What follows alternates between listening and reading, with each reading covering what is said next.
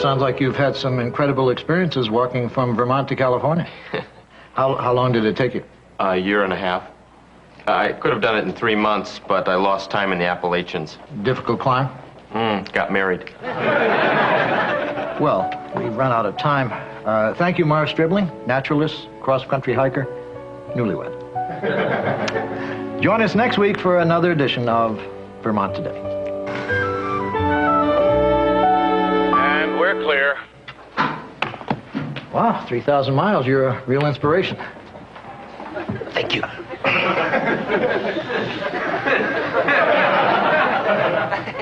Well, I thought it went pretty well. Now, Dick, when you booked this walker, I figured it was going to be Snore City. But I found myself, well, half listening. Michael, it was an intelligent, informative show. But nevertheless interesting. And speaking of good TV, I have great news for you regarding the Vermont Industry Television Awards. I've been nominated for a Vita? No. But you could be. There's one more week to qualify. You do a dynamic, emotion-grabbing show next Sunday, and that Best Host nomination is yours. I thought I was a pretty good host just now. Hey, I loved you. But that darn nominating committee seems to feed on energy and charisma. Well, we're just going to have to base their decision on the way I am. Good luck, Dick. You know the kind of people this award goes to? Walt Bledsoe has won this award 3 times in the last 5 years. Walt Bledsoe, that jerk? He yells at his guests and throws chairs into the audience. It's called personality, Dick. Look, I'm not in this for the shallow gratification of an award. Well, what about those of us who are? Dick, all I'm asking is that you show a little spark. How can I get Best Producer if I can't ride on the coattails of a Best Host? Michael, I'm not going to change the show. I think it's pretty darn interesting the way it is. Man, was that a good show? See, Michael, our director liked it. Well, not your show. I caught the last 6 minutes of Walt Bledsoe. He held this councilman's head underwater till the guy agreed with him. He's really bucking for that Vita. JJ, you're my director. Shouldn't you be watching the show you're directing? Dick, with your show, I can practically lock the cameras into place. Not like you're gonna move or gesture or anything. Anyway, Walt held this guy's head. Look, I don't want to hear any more about Walt, and I don't want you watching other shows while I'm on the air. Anything you say, Dick. Careful, Dick. I know it's hard for you to understand, but other people do have feelings.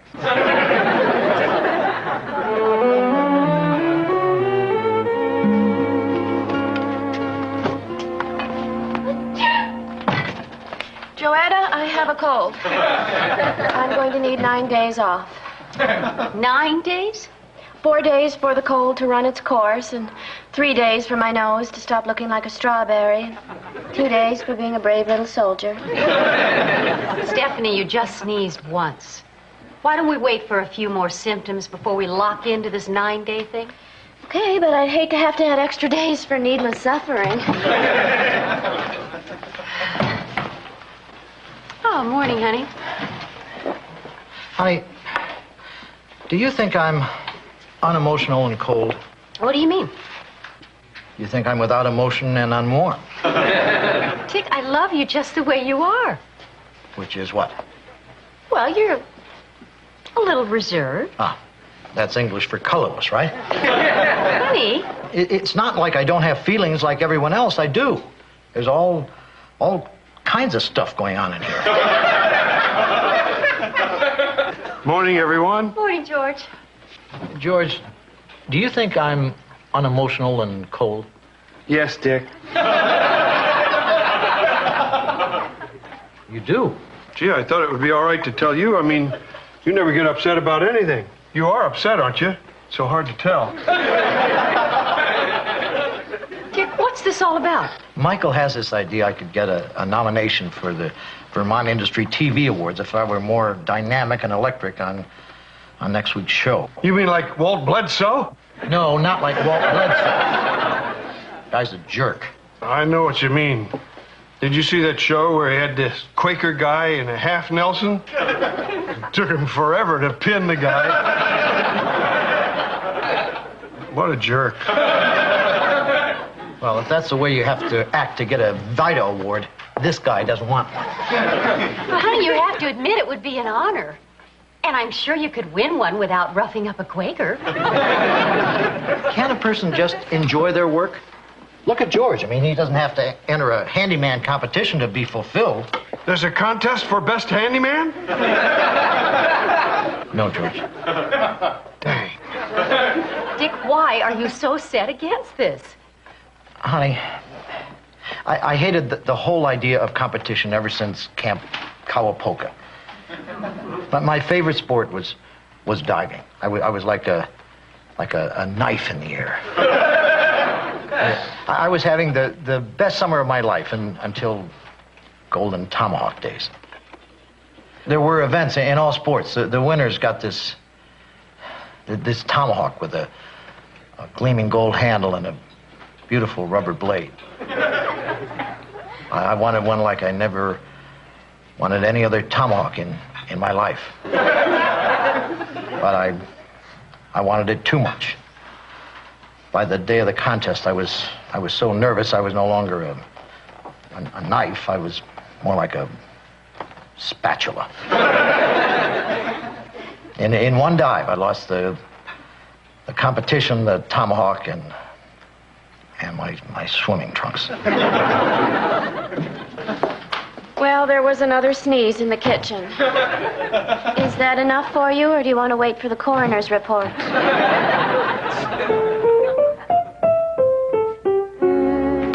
Hi, Dick. We were wondering if you'd like to discuss this week's show. We? Come on in, guys. Hail, hail. The gang's all here. Why is the gang all here? We want to do some spitballing about this Sunday show. I've come up with some great ideas for guests. We've already booked Elsa Carruthers, the librarian who found the alternative to the Dewey Decimal System. Okay. Can I be the one to blow the dust off her? Dick, what we need is a guest who has some oomph, some wattage. Somebody with a little whackada-whackada, bingada-bungada, boom! I've found a woman who claims to have 6 different and distinct personalities. I think she's legit, Dick, and she's willing to come out in a bikini. Michael. 3 of her personalities think scanty clothing is sexist. The other 3 seem to get off on it. I can shoot the bejangles at him. We open with this nutcase on a psychiatrist's couch, rising out of the stage.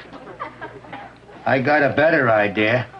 Suppose I build a psychiatrist's couch and have it rise out of the stage. Speaking of echoes, I could create some atmosphere with echo effect. How about a fog machine? It would represent her clouded perception of reality. That's a hot look. No fog. Sorry. Did you contribute something? Yes, I contributed a no. Fine. Have it your way, Dick. Look, it's obvious what's happening here. You're all trying to use Sunday's show to win yourself a Vita nomination. Well, forget it. We're going to do our regular show. Our guest is a librarian with one personality. No fog, no rising furniture, and no whackada-whackada, bingity-bombity-boom, end of meeting. I'll get busy building that rising couch. No rising couch! Now he gets emotional. Yeah. He even gestured. Dick, you do realize you just trod on the hopes of some pretty fair excuses for human beings. I don't want to compete for some stupid award. Don't want to, or... Not chicken. Whoa, better put a Band-Aid on that exposed nerve. There are no exposed nerves or chickens in this office, all right? Dick, if you say so. The subject's closed.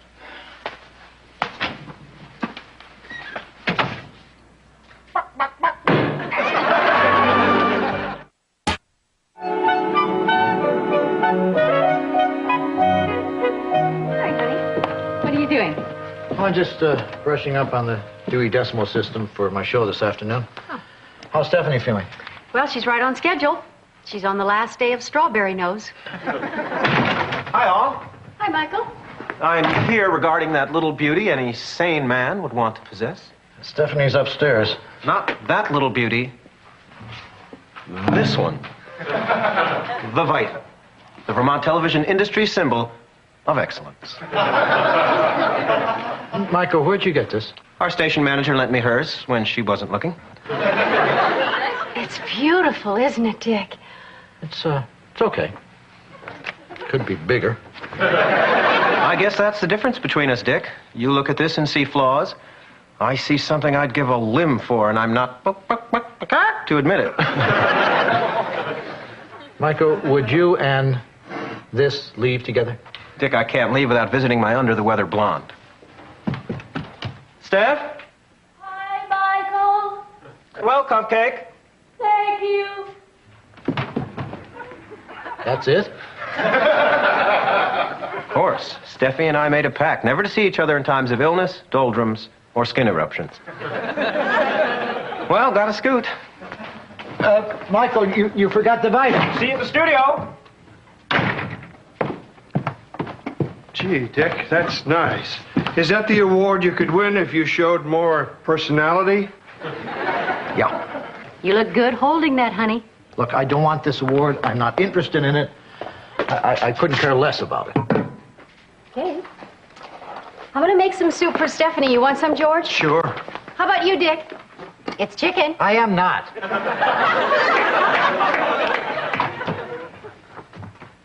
Hi. I'm Larry. This is my brother Darrell, and this is my other brother Darrell. I know.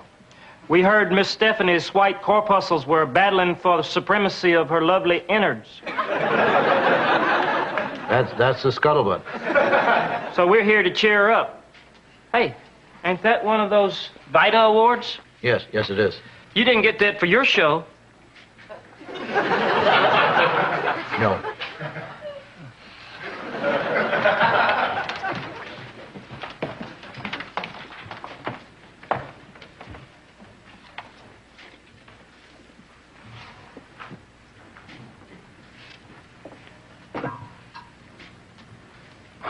Wow.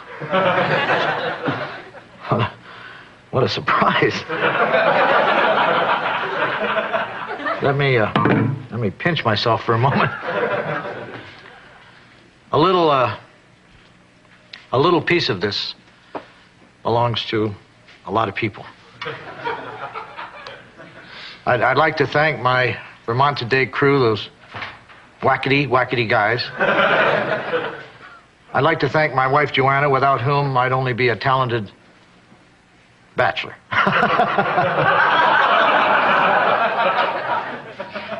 And to the other nominees, I'd just like to say, you're all winners. Except you, Walt Bledsoe. You're a jerk.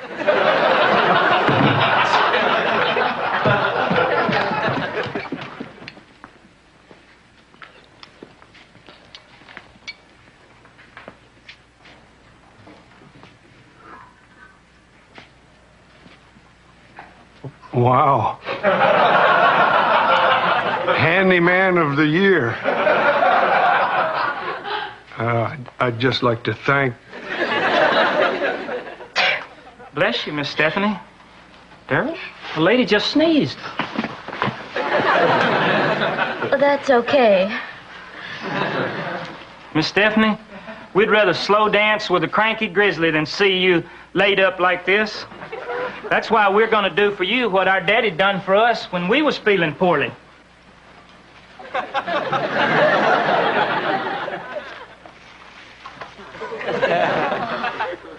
puppet show. Is there any other way to cheer up a sick room? Hi. I thought I'd stop in to see if you needed anything brought to you or taken away. Not now, Dick. They're about to do a puppet show. Ah. Once upon a time in the kingdom of ants, there was a beautiful princess who had a cold.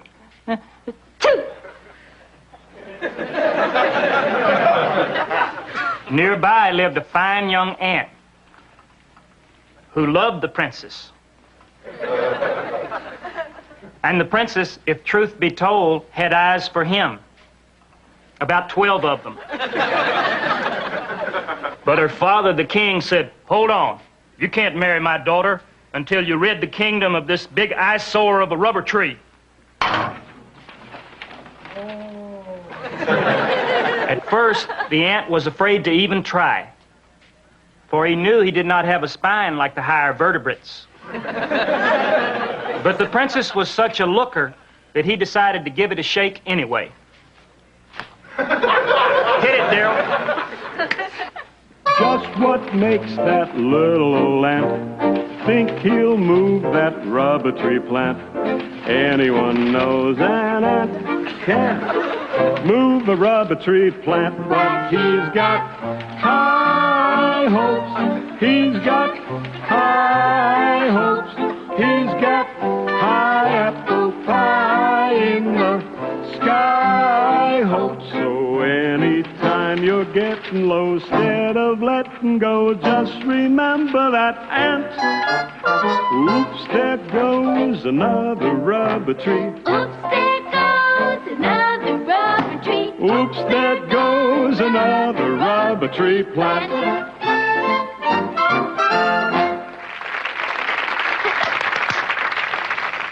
I want it. What? I want that Vita.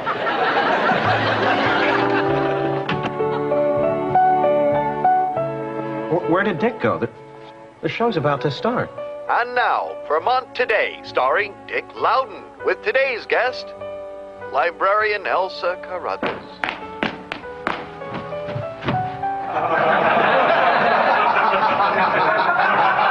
Boy, have we got a show for you today. Well, let's jump right into it. Tell us, Elsa, when did you first discover the Dewey Decimal System sucks wind? I was filing a book on ophthalmology into the 600 section when suddenly it hit me.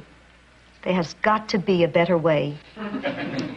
And that's when I developed my cataloging system.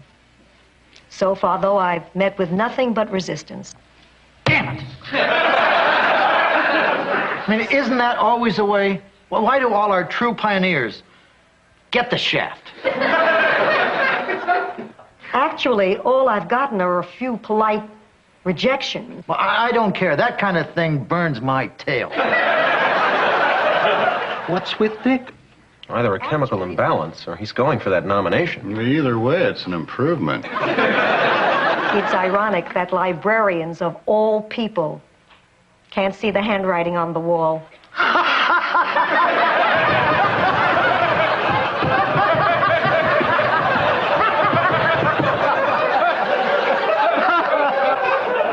And they say librarians are prim and stodgy.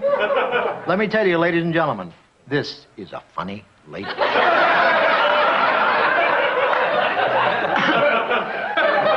Wow, and the nominees are? Okay, if he's going for a nomination, I'm going for a nomination. Between you and me, looks like what Dick's going for here is a nomination. I may be alone in this, but I'm going for one, too. And the Dewey Decimal System is especially difficult for children.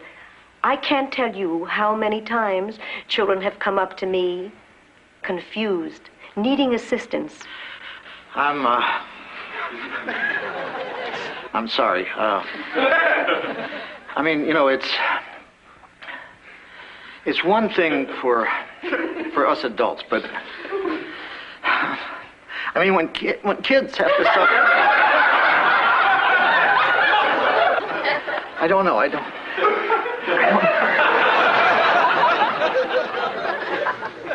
Ever seen Dick acting so weird? Yeah.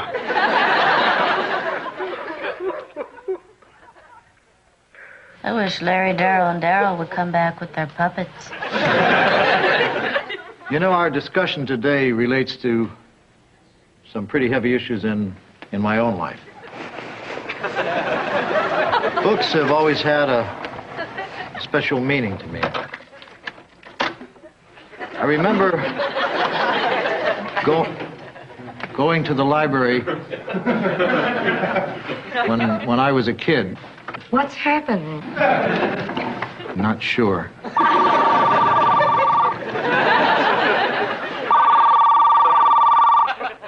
come on.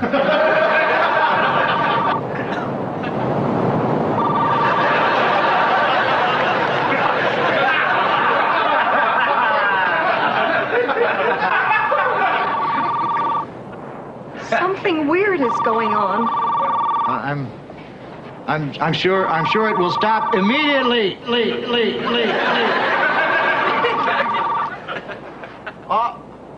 All right, cut it out now. I need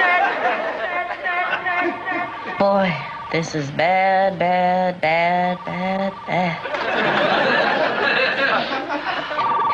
I want everything back to normal.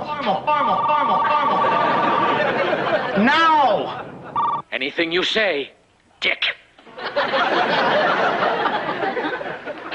Are you all right, Mrs. Carruthers? I think so. I think I see that our time is up. Before we go, I'd like to apologize to my guest, Mrs. Carruthers. I'm sorry we didn't get a chance to talk more. Who cares? Just please let this end. Right.